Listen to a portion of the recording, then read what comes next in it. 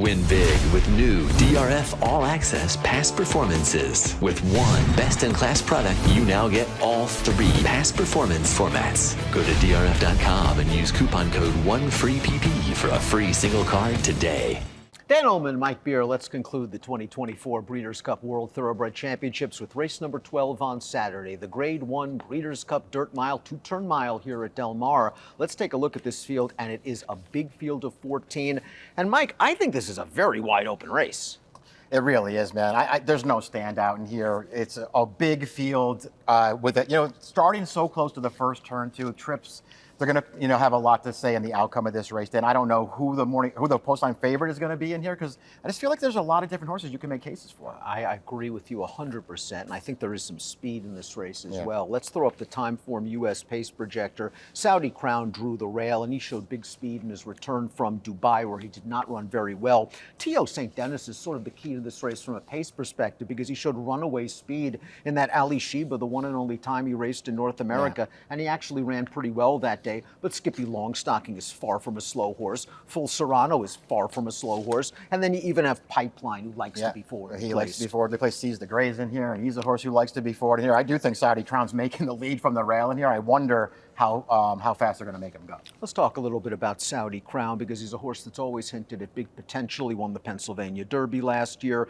He ran 3rd in the Saudi Cup. A lot was expected of him, but he was bad when they cut him back in the Godolphin Mile. He did not run well at all that day. Last time out in the Cowboy Jones at Ellis, they found a really good spot, but he carved out a legitimate pace and kept on going, and he beat 4 next out winners. Yeah, it's true. I mean, I felt like he just sort of had all the best of it in there. It was a really nice starting off point for this horse, sort of to get him back on track, and now they come here. This is the right race to run him in. He was good as a 3-year-old. I was never really able to totally buy into him, and then, of course, you mentioned he bombed over in Saudi. He bombed in the Breeders' Cup last year, too, but they tried the Classic then. This is the better spot. T.O. St. Denis. Before he came to Churchill Downs for that Ali Sheba Stakes, he finished 13th in his 2 races in Japan.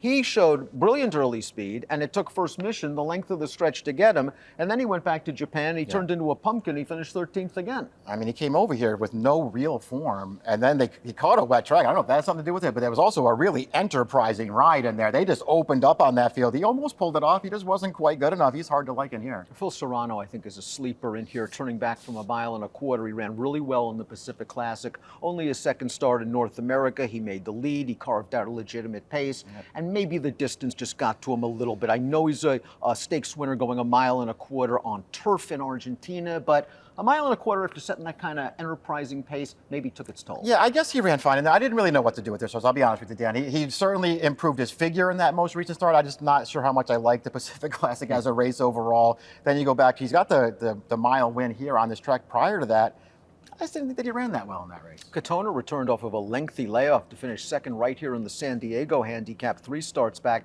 But that was a race with a big favorite, Arabian Night, I think it was, just didn't show up at all. Katona then was no match for Full Serrano in the Pacific Classic, and tired after pushing National Treasure in the California Crown. I'll take the California Crown and kind of treat it with a grain of salt. Yeah. I needed him to run better 2 back, although maybe 1.25 miles was too far. Yeah, maybe it was. I don't know, man. I just don't see the race that he's run that gets me interested in him in here. He's a huge price if you like him, for a really good trainer with a really good rider up. Let's move on to the number 5, 3 Technique. I know you've always been a big fan of this horse. I'm not sure he's a Grade 1 type going 2 turns. I've always liked him at a 1-turn mile, and that's what happened last time out, the Grade 3 Akak. He got a great setup. It was a 4-horse field, 3 horses battled for the lead. He set off and said, thank you very much. That's been 3 Technique his entire life, Dan. I mean, this is a horse who does need something to run at, but when he has something to run at, he is there. He'll show up every single time. Doesn't mean he's necessarily going to be good enough, especially against horses like this.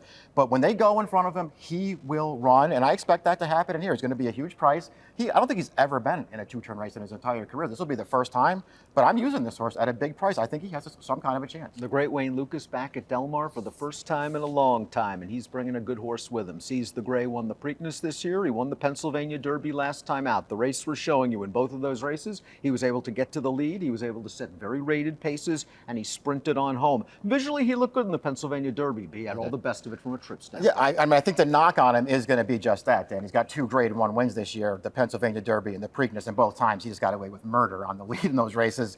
So I think that will be the knock on him. I guess the pushback on that will be the Pat Day mile prior to the Preakness, where he was in a fast-paced mile. He sat off it. He was up close to it, but he sat off it. He still ran really, really well. Tumbarumba is very consistent. I believe he's hit the board in his last 8 starts, including the Ack where he was part of that 3-ply pace down on the inside. Couldn't go with 3 technique in the stretch, but it was his first start off a little bit of a layoff and a sloppy track to boot. But like 3 technique, I think he's better around 1 turn. I mean, he's a cool horse. This is his distance. He probably is better around 1 turn, but there were a couple of 2-turn races on his card where he ran perfectly fine, and he ran to his top figures in those races. So I'm not suggesting that he certainly can't get it done. He's another horse at a big price in here. The Maryland-bred Post Time, Brittany Russell's first Breeders' Cup starter, multiple graded stakes winner this year, winning the General George, winning the Carter. He is so much more than a sprinter, however. Second in the Met Mile to National Treasure, a race where he simply had no chance in a short field where National Treasure got loose on the lead. He was really gallant, went third in the Whitney, chasing Arthur's Ride, another gate-to-wire winner. And here's his most recent prep, and this is a prep. He had to fall down to lose. Trust me, he didn't fall down. No, he buried this field. Listen, this is a really, really good horse, and I just love the fact that Brittany gave him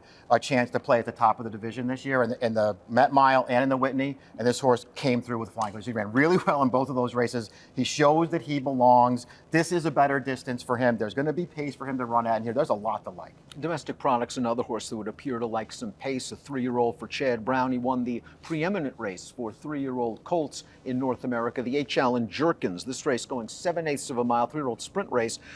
Domestic Product didn't break very well in that race, but it was fine because the pace was so hot and he worked out a nice in-out closer's trip. I love the way that he was able to work out a trip in that race because that was a fast pace and he dealt with it just fine. He was not outrun by it. He moved smoothly into contention. He got out into the clear and he fired a good one through the stretch. Really good performance. His Dwyer was an excellent performance. This is a horse whose 2-turn credentials cannot be called into question. We already know that he can handle it, and this is a great distance for him. Winner of the Tampa Bay Derby around 2 turns, and of course, he ran well in the Dwyer 2 starts back, going a 1-turn mile. Muth was one of Bob Baffert's top 3-year-old hopes this year. He won the Arkansas Derby, and then unfortunately he missed his chance at the Preakness, and he was away for a long, long time. He came back and he won a week edition of the Shared Belief right here, going a mile. And last time out, the California Crown was very, very bad. But would it really surprise you if Bob turns it all around with this horse? No, it wouldn't surprise me. It wouldn't surprise me either. I guess that California Crown, I guess that was going to be the deciding point, whether they went for the Classic or they went for this race. They had no choice but to go in this race after whatever that was. I don't know what he was doing in there. I'll be honest then, I've never really liked this horse. I've never really believed in him. I don't want him in here as one of the favorites. I don't know anything anyway, but I'm still shocked that after this horse's debut, where he showed huge speed, that they've never put him on the lead again.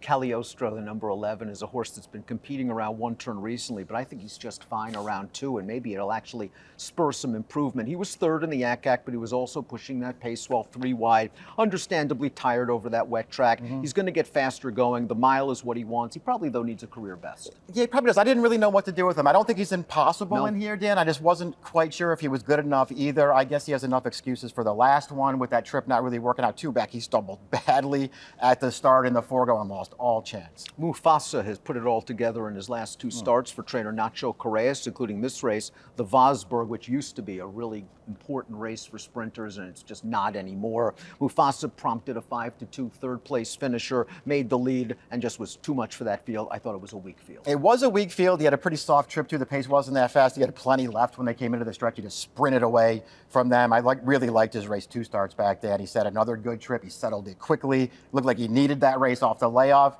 You know, listen, we'll get to the picks in a minute. I don't have him in there. I would have liked to have used him somewhere. The Pipeline, the number 13, occasionally pops a big buyer speed figure. Now, it hasn't happened in a couple of years, and I think this version of Pipeline is the kind of horse that probably needs things his own way, as it happened last time out. Not only was that 3rd level allowance at Churchill a race that he controlled up front, but it just seems speed was winning everything that day. Yeah, it really did. I've tried this horse a couple of times since Cherie took over, and it just hasn't really happened. I feel like there's something there with him, and he does have...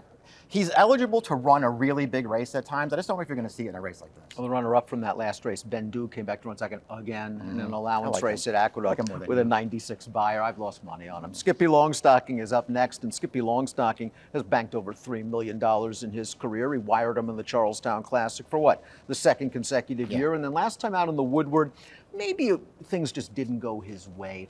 A long shot went to the lead. He had to rate back off of that horse, chased a very quick 2nd quarter, took over the lead early, and then a quality horse ran him down at a distance that maybe over that muddy track, considering that trip, It got to him. Yeah, listen, he's clearly good enough to win here. The post is no bargain for him. I've never been his biggest fan. I don't really want him in this race as one of the favorites. And I think he should be one of the favorites in here, but isn't the mile his ideal distance? Isn't this what he really wants to do? They ran him in this race last year, the Breeders' Cup Dirt Mile. He was only third best in there, but he ran great.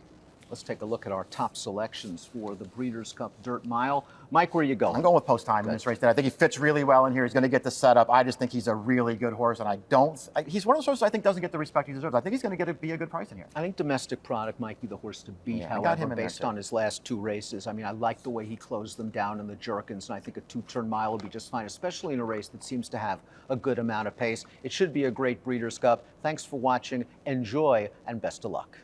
Hey, let me give you a hot tip. If you liked the contents that you've seen before, click on the like and subscribe button right here. And of course, for more DRF videos like Race of the Days, stakes previews, click on the videos right here.